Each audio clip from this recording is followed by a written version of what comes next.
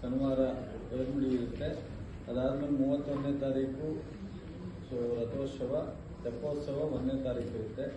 ಇನ್ನು ಉಳಿದಂತೆ ಎಲ್ಲ ಪ್ರಕಟಣೆ ಇರೋ ರೀತಿಯಲ್ಲಿ ಎಲ್ಲ ಪ್ರತಿ ದಿವಸ ಕಾರ್ಯಕ್ರಮಗಳು ನಡೆಯುತ್ತೆ.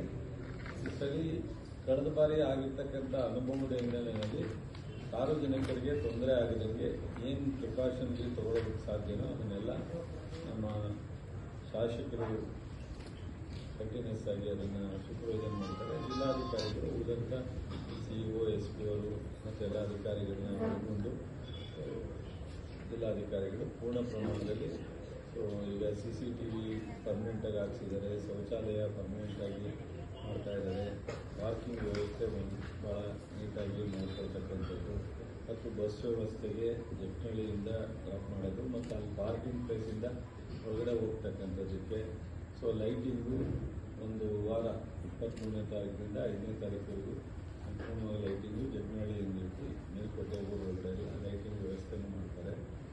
ಎಲ್ಲ ಥರದ ಸಾರ್ವಜನಿಕರಿಗೆ ಬಂದು ಹೋಗೋರಿಗೆ 23 ದಿವಸ ಮತ್ತು 8ನೇ ದಿವಸ ಒಂದು 5ನೇ ತಾರೀಕುವರೆಗೂ ವಿಶೇಷವಾಗಿ ಪೊಲೀಸ್ ಪ್ರೊಡಕ್ಷನ್ ನೊಂದಿಗೆ ಎಲ್ಲ ಥರದ ಜಿಲ್ಲಾಡಳಿತ ಕಾರ್ಯಕ್ರಮ ತಗೋತಾರೆ.